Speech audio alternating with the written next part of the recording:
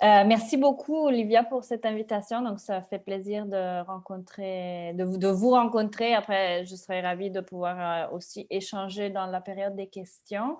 Donc, effectivement, oui, les questions de construction de monde m'habitent depuis longtemps et en particulier pour ce qui concerne les séries télé. Donc, comme peut-être certains d'entre vous savent, j'ai entrevu quelqu'un que j'ai déjà rencontré dans mes cours. Bonjour tout le monde. Et donc, c'est ça, c'est surtout mon domaine de spécialité, c'est les séries. C'est un peu ce que je développe au département. Donc, aujourd'hui, avec vous, j'aimerais vraiment reprendre la question de construction de monde et voir ensemble ce qui peut justement être ajouté à ce qui existe avec vraiment un regard particulier par rapport aux séries télé. Je vais commencer à partager l'écran. Voilà, normalement, donc, vous voyez ce que je vois. Et si tout va bien, je vais réussir à faire ça.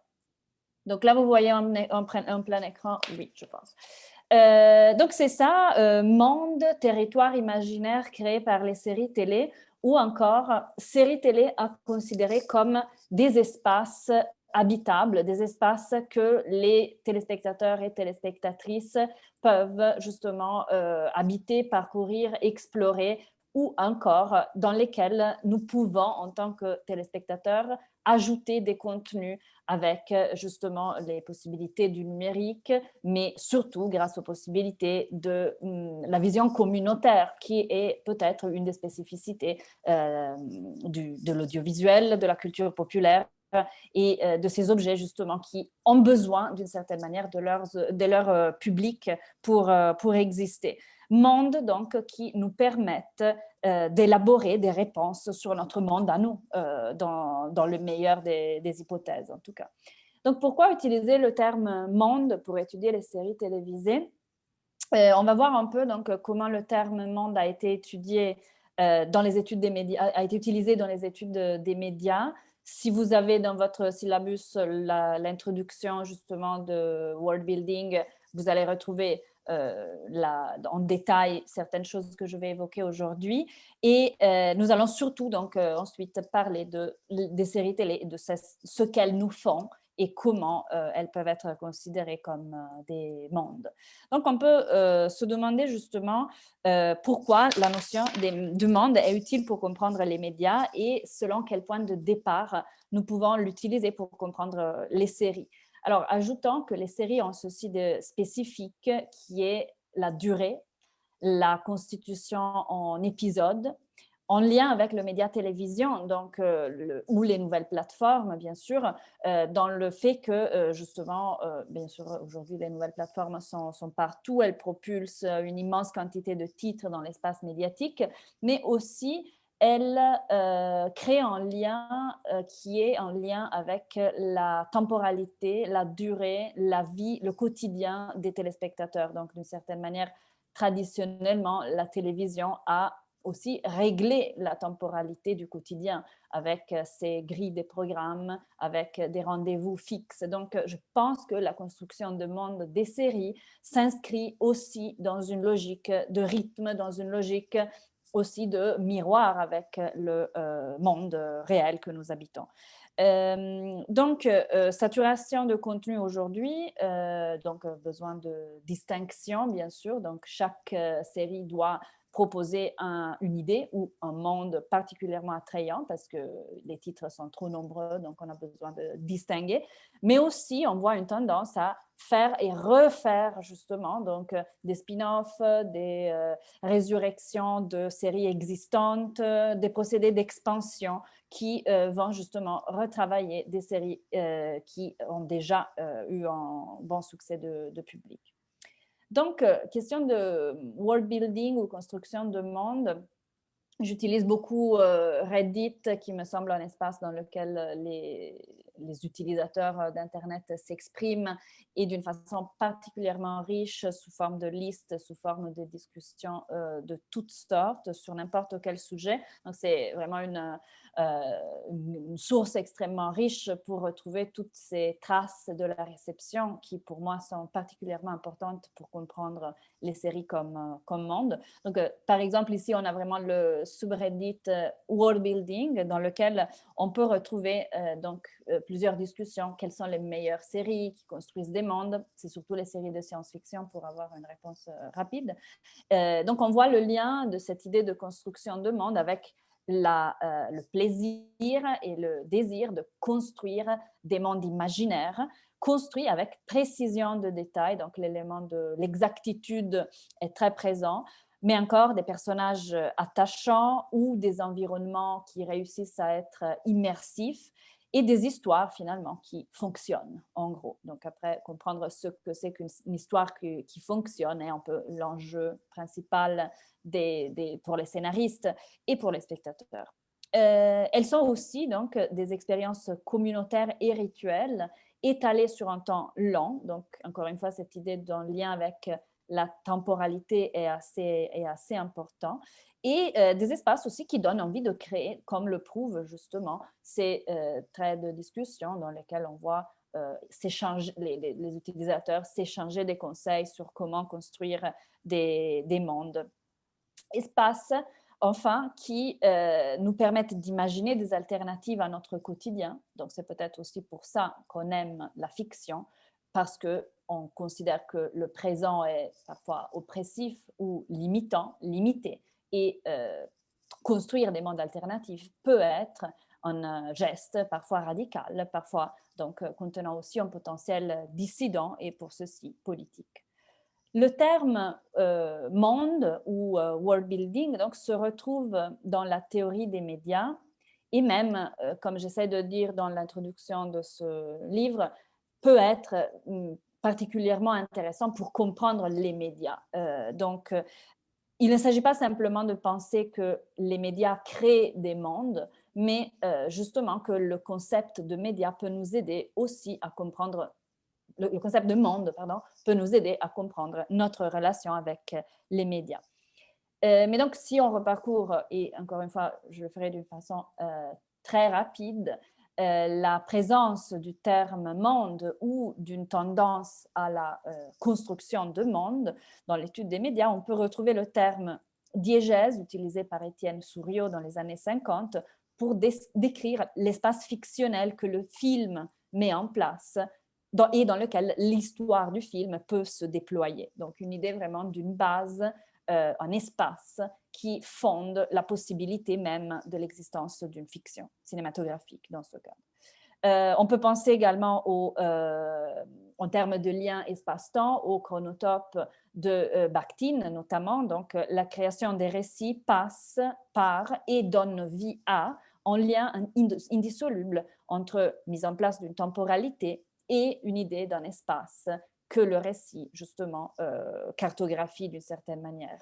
Et que le récit meuble, habite, et qui permet donc aux lecteurs, pour Bakhtin, mais au public, pour nous, d'habiter ces mondes et de leur donner une vie. Le terme création et subcréation, si on peut utiliser ce terme dans une traduction un peu abusive de l'anglais, subcreations, est un terme utilisé par Mark J.P. Wolf, qui étudie les mondes fictionnels. Il est un spécialiste de Tolkien, donc il va voir comment ce créateur a construit des mondes qui pour lui sont des subcreations, dans le sens où le monde principal, le monde primaire dans lequel nous habitons, ce serait la création, et donc de Dieu, et que l'auteur ou l'autrice qui va créer des fictions va à ce moment-là créer des subcreations. Et donc les volumes que Wolf a publiés sont très intéressants pour comprendre à quel point une création de monde comporte une architecture complexe, l'utilisation d'une quantité de détails, et plus les détails sont étoffés, plus le monde a de la cohérence ou une dimension tangible pour les lecteurs ou spectateurs. Et ce qui est très intéressant, il fait aussi une liste en fait de tous les mondes fictionnels qui ont été produits, n'importe quel média il se trouve représenté depuis le début des temps. Donc on y retrouve vraiment les mondes épiques jusqu'à aujourd'hui, mais je dirais donc le livre a été écrit en 2013, si je ne me trompe pas, donc quand même, on n'arrive pas jusqu'à aujourd'hui. Mais ce qui est intéressant, donc, c'est l'idée de fiction qui crée des mondes. Le terme monde est pour Woolf fondamental pour comprendre notre relation à la fiction. Et donc, il va vraiment détailler, expliquer comment la création de mondes fonctionne. Les publics habitent ces mondes. Woolf ne parle pas beaucoup des publics, en fait, ou presque pas du tout, et c'est un peu l'angle mort de son travail, par ailleurs très fondamental, je dirais. Parler des publics me semble important pour comprendre que les publics aussi participent de la création de mondes, donnent vie à ces univers. Et cette quantité de détails fonctionne bien sûr pour les publics qui peuvent eux aussi reconnaître la pertinence de certains détails, reconnaître les manques ou les blancs à remplir et donc ajouter d'autres détails parfois pour corriger des mondes qui sont proposés.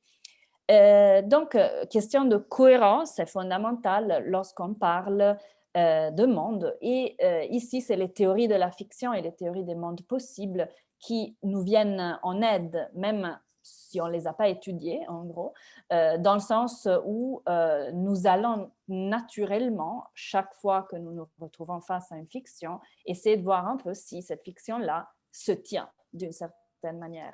Et donc, étudier les théories des mondes possibles, qui ont été développées d'abord en logique, ensuite aussi pour la littérature et pour la culture populaire. On peut donc s'appuyer sur les travaux de Meryl O'Ryan, qui fait un grand travail aussi sur les questions du transmédia, et qui nous permet, par exemple, de souligner l'importance du principe de l'écart minimal qui doit s'appliquer à toute fiction pour que nous puissions l'appréhender avec les outils de la vie courante, notamment donc la loi de la gravité, etc., les lois de la physique et de la logique qui s'appliquent de notre vie. Et aussi être capable d'accepter les écarts, justement, à celles-ci, justement, qui sont de l'ordre de la valeur ajoutée et de la spécificité de la fiction. Si dans Game of Thrones, si nous pouvons rentrer dans le monde de Game of Thrones, exemple peut-être déjà un peu oublié par les publics, par vous, on se rend compte que dans la culture populaire, ces mondes peuvent facilement devenir désuets, même s'ils sont assez récents. En tout cas, pour comprendre ce monde-là, nous avons sûrement besoin d'outils qui viennent de notre expérience du monde réel.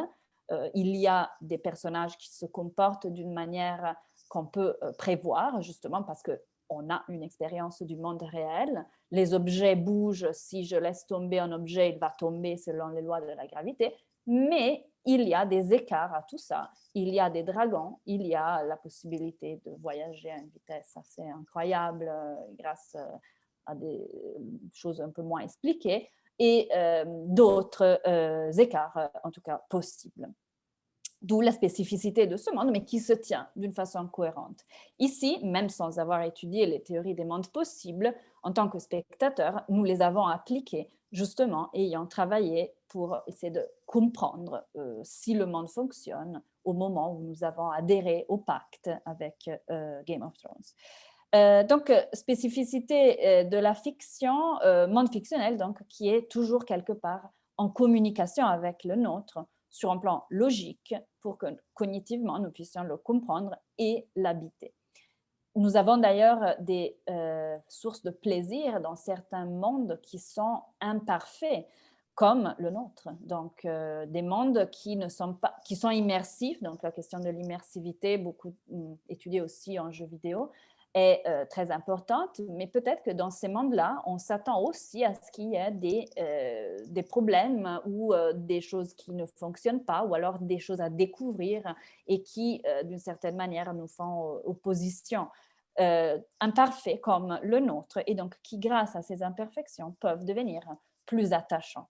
Donc là, en ce moment, je travaille un peu sur la question de la maladresse dans la sérialité. Et donc, ces questions-là d'imprécision ou imperfection dans des récits qui, par ailleurs, fonctionnent. Donc, c'est très intéressant pour moi en ce moment. Donc,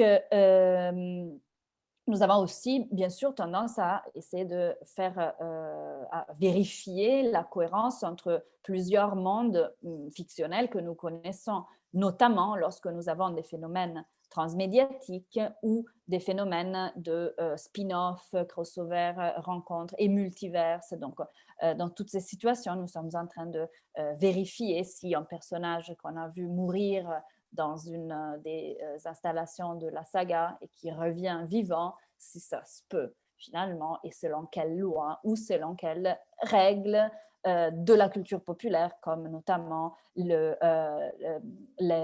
règles voilà, propres au reboot ou les retcons, les possibilités donc d'aller proposer une nouvelle version pour une histoire qui a eu une conclusion dans une version, mais qui peut en avoir d'autres dans des versions successives. Donc, construire un monde veut aussi dire partir du monde existant, mais donc les allers-retours entre monde réel et monde fictionnel sont extrêmement présentes dans plusieurs situations. Donc, pour revenir à la spécificité sérielle, donc tout cela est vrai pour n'importe quelle fiction, mais aujourd'hui, on peut peut-être s'interroger un peu plus sur ce que les séries apportent à ces phénomènes de construction de monde. Donc, le panorama médiatique d'aujourd'hui, on parle donc notamment de séries des États-Unis, mais ce qu'on dit s'applique aussi à d'autres exemples, notamment européens. Après, bien sûr, chaque pays apporte aussi sa façon de construire les mondes, donc une approche transnationale et décoloniale serait bien sûr la bienvenue pour comprendre les différences, les spécificités et les questions d'hégémonie, bien sûr, qui sont en place. Pour rester donc dans ce corpus, pour l'instant plus connu, en tout cas par moi. Mais ce qui est intéressant, ce sera de voir aussi par rapport à votre cours ce que le Japon apporte à tout cela, parce que on sait à quel point c'est fondamental la construction de monde dans ce sens. La spécificité sérielle, donc, pourrait être celle de l'éternel retour, en fait, du retour du même ou de l'innovation dans la répétition.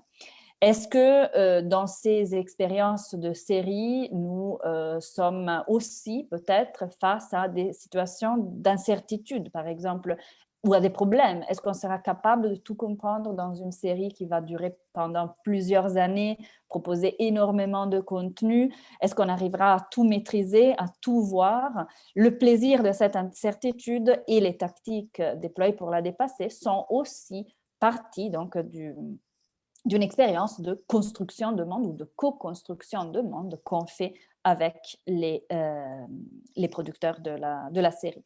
Donc, les séries demandent un grand engagement cognitif, une mémoire sur le long terme et construisent un attachement affectif avec les personnages et les lieux.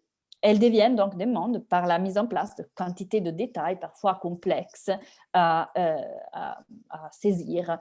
C'est très important, donc ici en producteur pour The Stranger Things, c'est-à-dire c'est très important de ne pas se tromper sur les détails. Si on se trompe sur un détail, on va complètement ruiner toute l'expérience de vision. Donc, c'est très intéressant aussi de voir que ces détails et ce travail que les détails de construction de monde proposent va se densifier au fur et à mesure que nous avançons. Donc, une série n'est pas que de la répétition, elle est aussi une expérience dans le temps où on va confirmer certaines choses.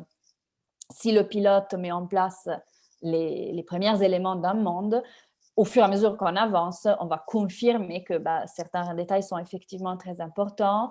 Le monde acquiert de plus en plus un caractère reconnaissable et donc on avance dans ce sens. Alors, je vous ai mis ici la bande-annonce de Stranger Things. On peut essayer de visionner la chose via Zoom.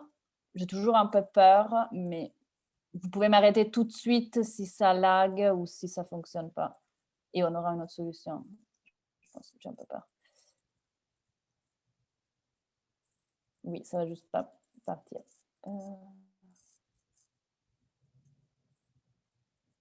Ça a du sens?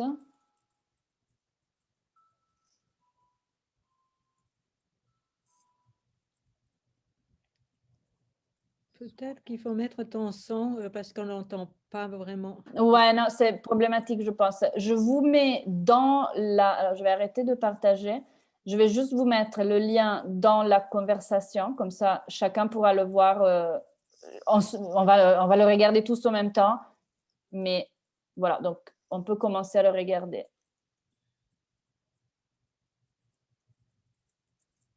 En espérant qu'on puisse le voir. Oui, dites-moi si ça Il faut marche. que tu te remettes en partage écran, mais je crois que tu es déjà, non? Partage écran. C'est pas important si vous êtes en train de regarder Ah, l'extrait. ok. Ah oui, parce que tu as mis le lien. D'accord, je comprends. Tu as mis le lien.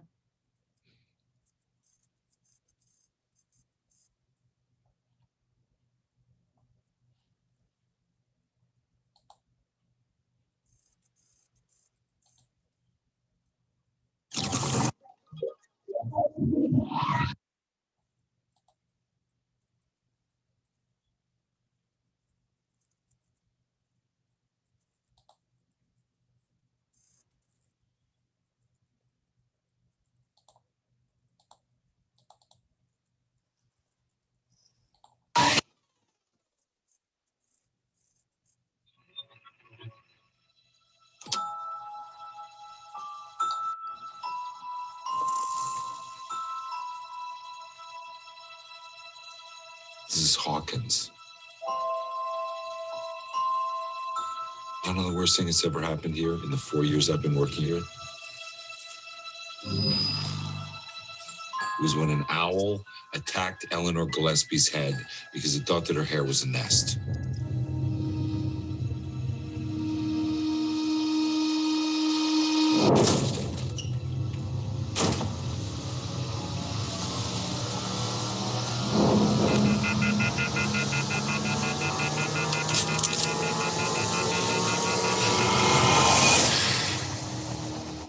"99 out of 100 times, kid goes missing. The kid is with a parent or a relative." Well, what about the other time? What? You said 99 out of 100. What about the other time? The one.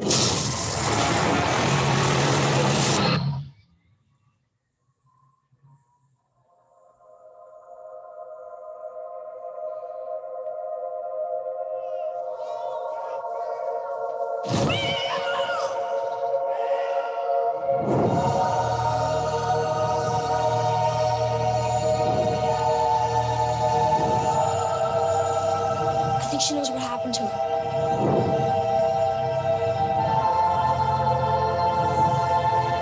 And the girl?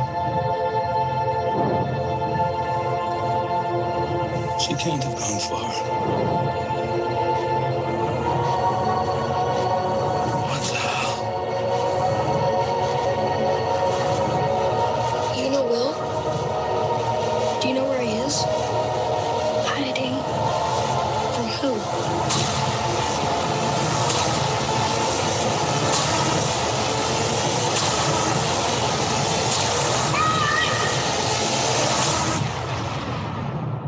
Maybe Will saw something that he shouldn't have.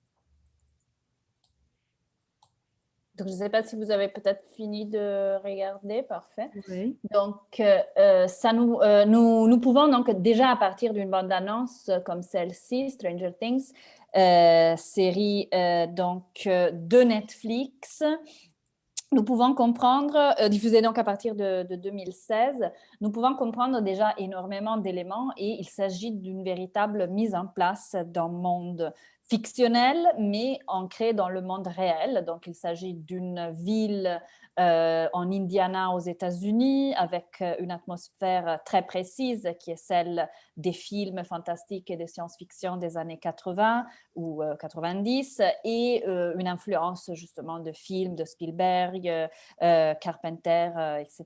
Donc, c'est une série dont on comprend tout de suite aussi le caractère lié à l'enfance. Donc, les protagonistes sont des enfants.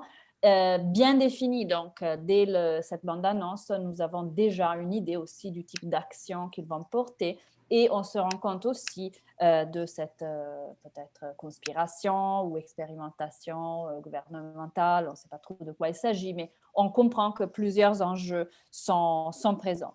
Mise en place d'un monde, donc, comme atmosphère, comme genre, comme référence aussi un peu nostalgique, bien sûr, très nostalgique au cinéma, certains genres cinématographiques, en certains types d'images et de personnages. Ce qui est très intéressant, c'est que nous pouvons retrouver ces éléments aussi dans un objet qui a par définition la fonction de mettre en place un monde, qui est la Bible d'une série. Donc, s'il s'agit d'un projet de Bible, en fait, qui était ce qui a participé, donc, qui était de support au pitch de la série par les frères d'affaires, qui ont présenté donc à Netflix leur projet. Donc, vous pouvez aller sur le site que je vous ai mis ici, où vous retrouvez vraiment ce document. Vous voyez qu'au départ, il s'agissait d'une série de 8 épisodes qui avait pour titre Montauk, donc ça aurait dû se tourner à Montauk, ville des États-Unis. Et donc, on retrouve déjà tous les éléments qui la caractérisent, sans que ce soit tous les épisodes. Ce qui est très intéressant dans la Bible, justement, cette tension entre les quelques ingrédients qui peuvent mettre en place le monde, qui doivent être à la base de chacun des épisodes, mais qui restent, donc dessinent ce que Suryo aurait très bien défini, cet espace imaginaire qui est à la base de la création d'un film, sur lequel ensuite chacun des épisodes pourra se mettre en place. Et en suivant donc des règles très précises qui concernent le type de personnage, le type d'ambiance. Donc ici, on voit que les auteurs se sont servis d'images de films existants, justement à la fois pour renforcer cette idée de nostalgie et de célébration du cinéma, mais aussi pour déjà définir un style très particulier.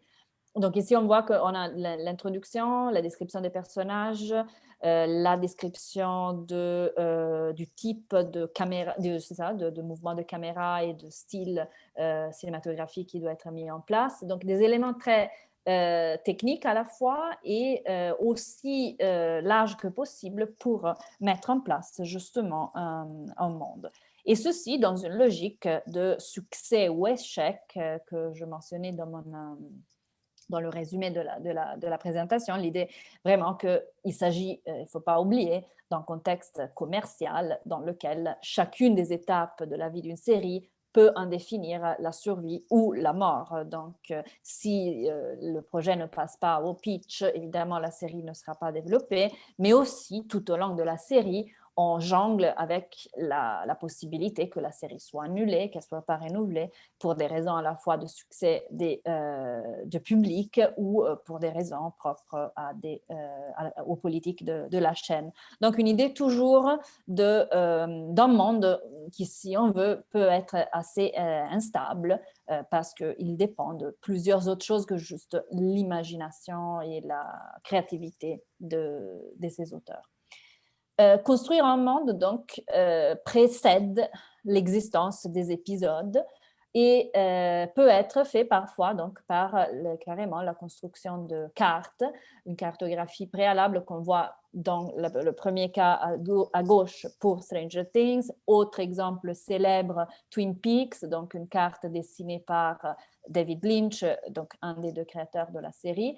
L'idée vraiment qu'avant de construire ou pendant la scénarisation, les cartes peuvent aider les créateurs pour à mieux comprendre comment agencer les différentes actions, les différents personnages. Donc, une idée d'un monde qui préexiste et qui, comme dans un iceberg, donc est toujours là pour soutenir l'émergence des épisodes. L'image de l'iceberg vient du travail de Matt Hills, qui a beaucoup travaillé sur la culture populaire et qui, dans ce cas, parle de hyperdiégèse. Donc, l'idée vraiment qu'on aurait toujours quelque chose de plus à ajouter et à faire sortir d'un monde fictionnel qui se veut au départ comme déjà très riche et plus riche que ce que chacun des épisodes peut nous montrer. Monde fictionnel à explorer, donc aussi dans certains génériques.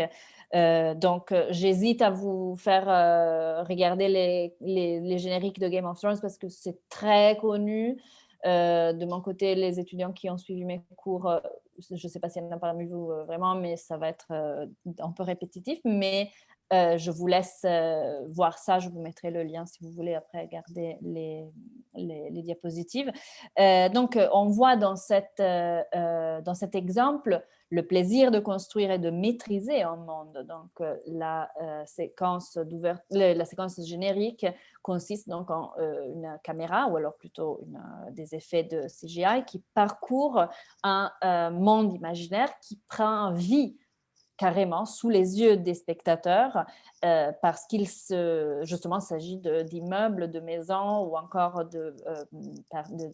d'éléments de la nature qui carrément sont artificiels. On les voit vraiment faits comme s'il s'agissait d'une maquette qui n'est pas du tout réelle, mais qui prend vie et qui nous annonce que la série sera une série basée sur l'exploration, sur le jeu de la maîtrise d'un monde, donc cette course au trône de fer qui caractérise la quête de chacun des personnages.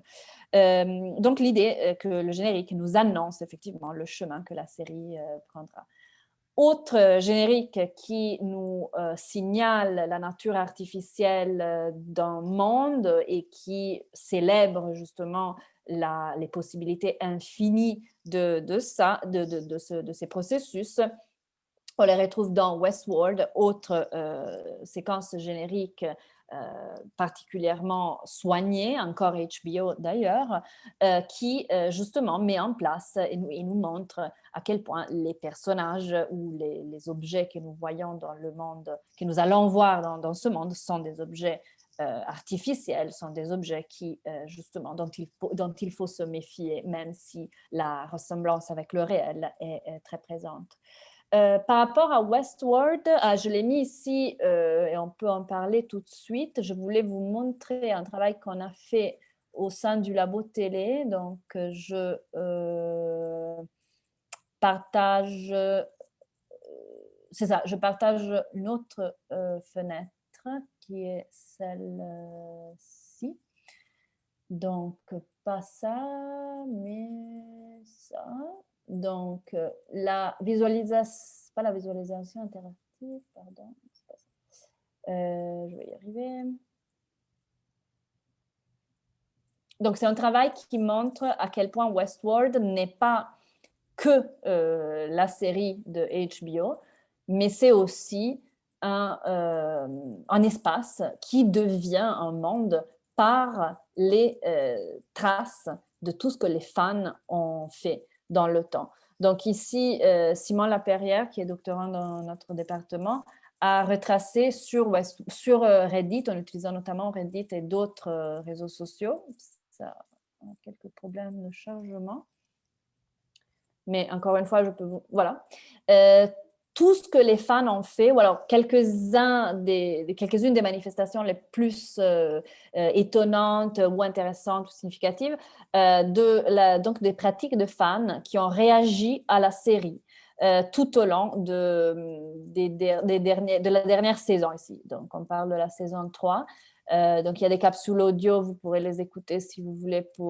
C'est Simon qui explique un peu mieux en détail chaque point. Mais vous voyez que du côté gauche, vous avez les installations officielles, ce que la production a diffusé, mais de l'autre, les réactions des fans qui consistent en notamment des discussions pour essayer de comprendre la série particulièrement complexe, des réactions aux bandes annonces, donc les fans réagissent en fait à chacun des messages laissés par la production. Et des discussions, des hypothèses qui manifestent à quel point l'attente est forte pour une série qui se veut complexe, qui se veut événement, qui se veut justement espace pour la discussion. Je vous mets ici le lien quand vous aurez envie, vous allez pouvoir justement visualiser la chose. Ensuite, donc, je reviens au keynote pour continuer. Donc, Westworld, exemple de construction de monde. Encore une fois, ici, le monde, le concept de monde peut être une clé de lecture pour faire sens de multiples épisodes, aussi pour un lien intertextuel avec le film qui précède la création de la série. Création de monde qui peut nous aider aussi à comprendre les complexités de ces personnages qui migrent d'un monde à l'autre, d'un média à l'autre. Ici, donc, vous voyez dans le wiki de Westworld sur le site Fandom, vous avez vraiment une idée de comprendre le monde de Westworld à travers tout ce que Westworld c'est, sans une vraie différence de télévision, film. Donc, on a ici tous les parcs présentés par la série à travers les médias, en gros. Donc, encore une fois, le monde de Westworld est plus grand que ce que la série nous donne à voir. Et donc, c'est là où les possibilités sont infinies de pouvoir rajouter des contenus, discuter et imaginer d'autres possibilités. Donc, une valeur ajoutée est donnée par la complexité, justement, par cette possibilité de toujours en savoir plus et toujours devoir chercher des clés de lecture. Alors, je voulais aussi regarder avec vous, c'est très court, l'annonce. Ok, petit problème. Non, là, ça a arrêté de partager, donc je pense que vous ne le voyez pas. Je vous le donne encore une fois dans la discussion. Ça dure vraiment quelques secondes.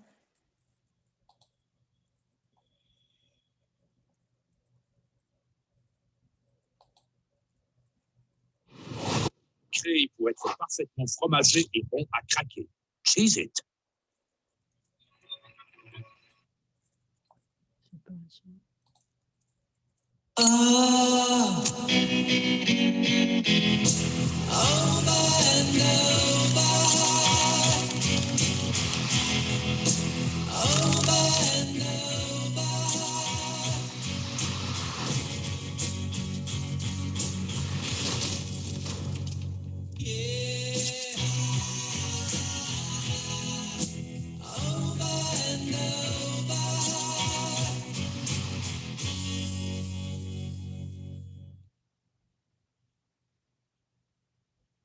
Russian Doll, série à mon avis extraordinaire et très drôle aussi, qui justement traite de la construction de monde, ou plutôt de l'emboîtement continu de mondes possibles. Donc, on y voit la protagoniste jouée par Natasha Lyonne, qui se retrouve à revivre continuellement le soir de son anniversaire de 36 ans, et la mort qui intervient par des situations complètement de plus en plus absurdes.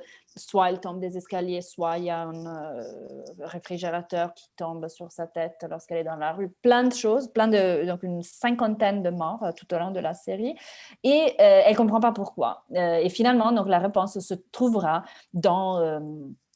grâce donc à la logique quantique, à des questions vraiment de théorie des mondes possibles et possibilité d'aller corriger ce qui s'est passé dans le passé.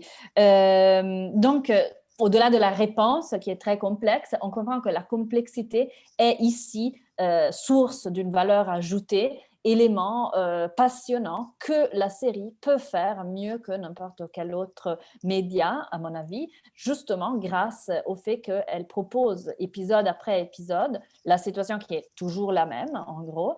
Dans un épisode, elle peut mourir plusieurs fois, mais on comprend qu'il s'agit d'un geste répétitif, que c'est vraiment un emboîtement de possibles. Et par sa nature sérielle, ce récit arrive vraiment non seulement à thématiser la question des mondes possibles, mais à nous en faire d'une certaine manière l'expérience.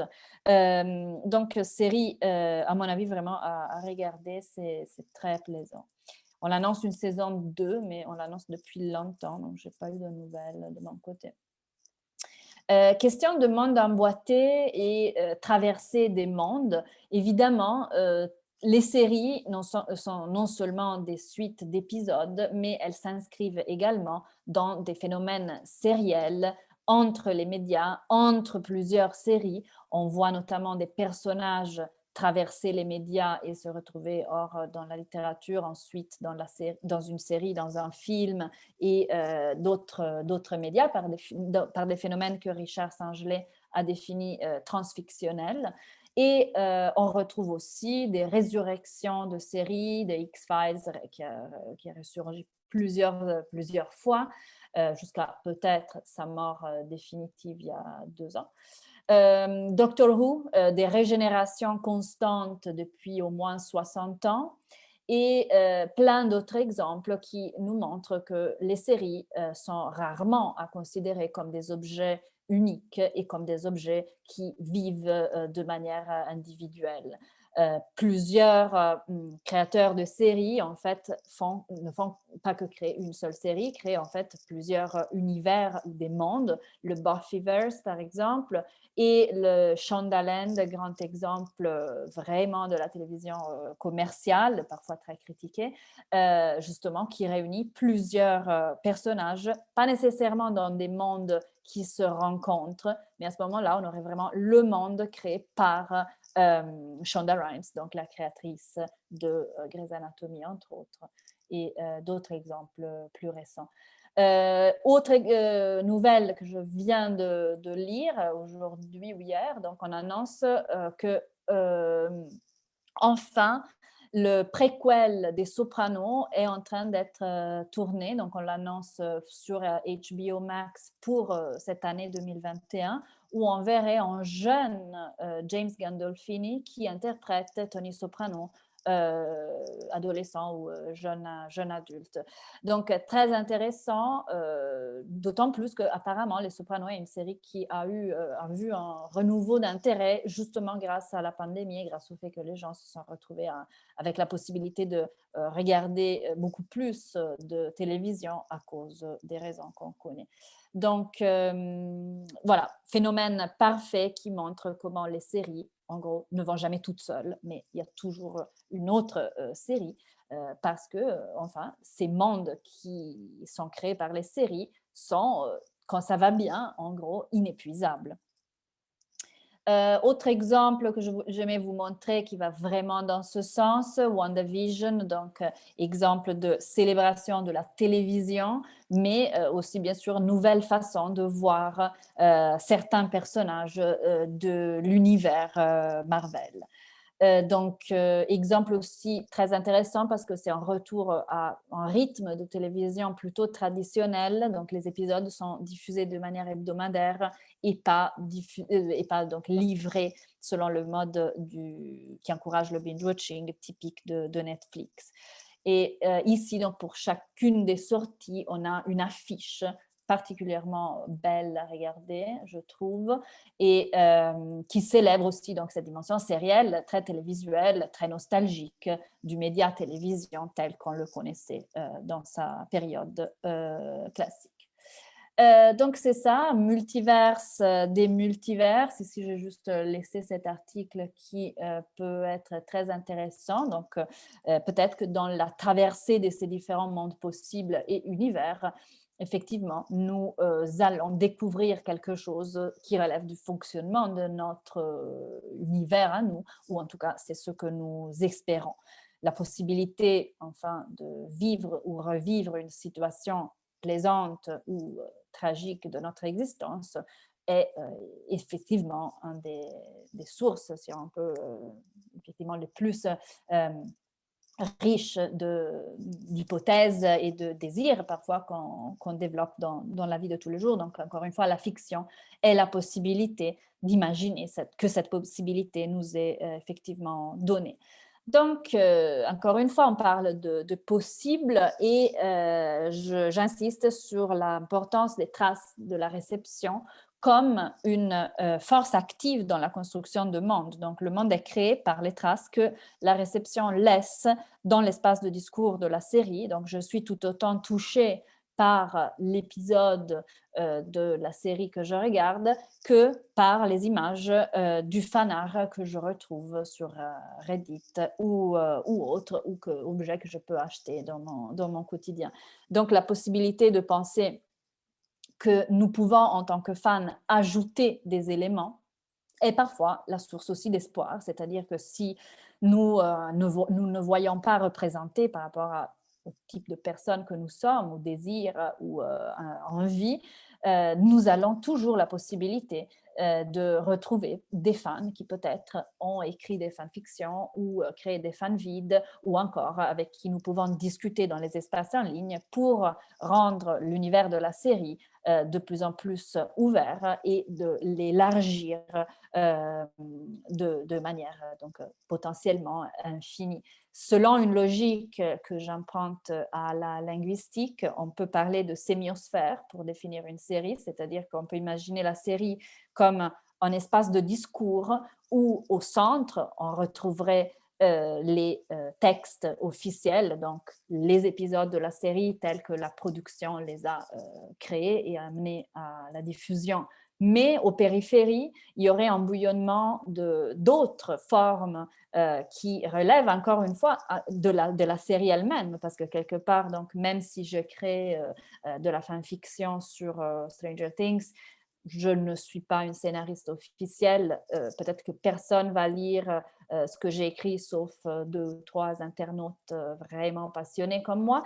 Et à ce moment-là, ce sera des formes de discours qui restent en périphérie, mais qui font tout de même partie de la série, de l'univers de la série, de l'espace de discours de la série, et qui, peut-être, qui sait, un jour, pourront trouver de la visibilité, gagner de l'importance et, de quelque manière, rejoindre le centre et peut-être avoir une influence aussi dans tout ce qui concerne la dimension officielle. On peut penser aux manifestations d'activisme pour certaines séries, le phénomène lié à Sense8 est très célèbre, donc les fans qui se sont vus donc nier la possibilité d'une nouvelle saison par Netflix qui a annulé la série, ont manifesté à un tel point que Netflix a finalement décidé de leur octroyer un dernier épisode pour aussi célébrer le fandom qui s'était créé dans le monde entier avec un très grand retentissement.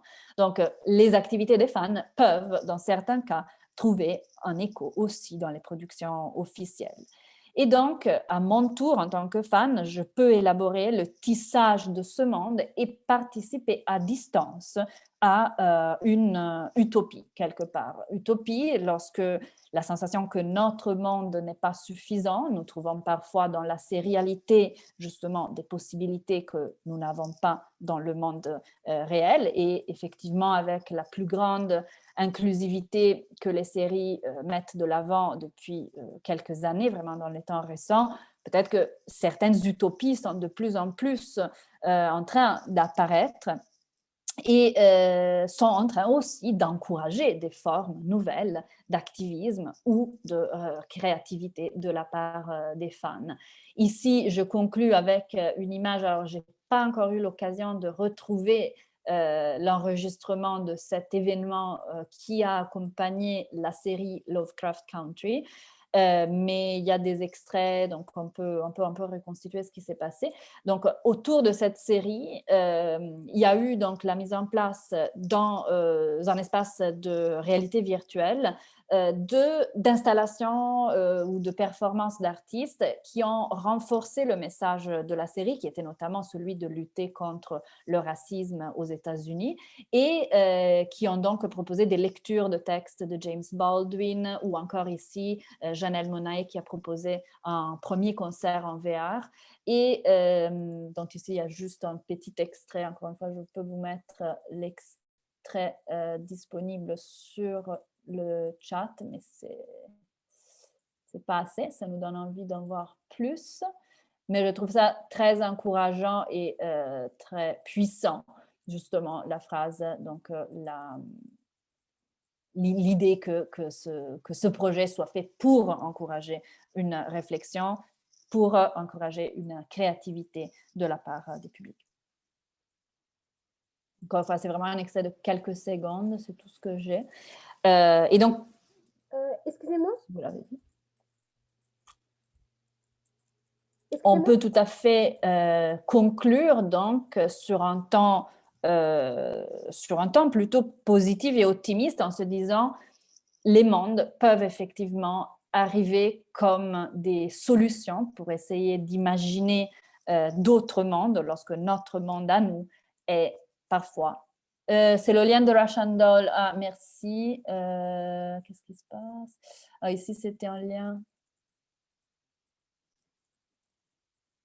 qui devrait marcher. J'espère. Je vais essayer moi aussi en même temps.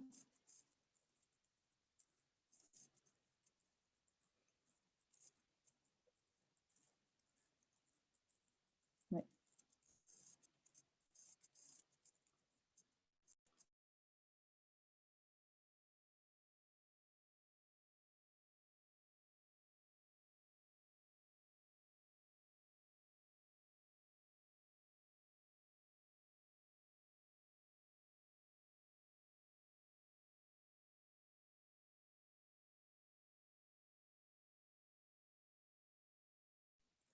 Voilà, on peut donc s'arrêter sur ce message encourageant de Janelle Monáe qui nous encourage donc à de la créativité et à une construction de monde à notre tour. Donc, c'était un peu le parcours que je voulais vous proposer aujourd'hui. Donc, bien sûr, ça peut être... c'est plein de trous et plein de pistes en même temps. Donc, ça se veut un encouragement pour vous aussi d'explorer ces thèmes si ça vous tente et de me poser des questions si vous le voulez maintenant. Merci beaucoup, Martha, pour une conférence absolument passionnante parce que nous parlons beaucoup de séries. C'est en fait... c'est la construction de mondes, les mondes imaginaires des séries animées qui elles-mêmes construisent des mondes absolument incroyables. Tu as montré les cartes de certaines séries, aussi les échanges incroyables entre les fans et puis des manifestations qui peuvent parfois arriver à des protestes incroyables parce qu'ils veulent continuer à regarder leur série préférée, etc.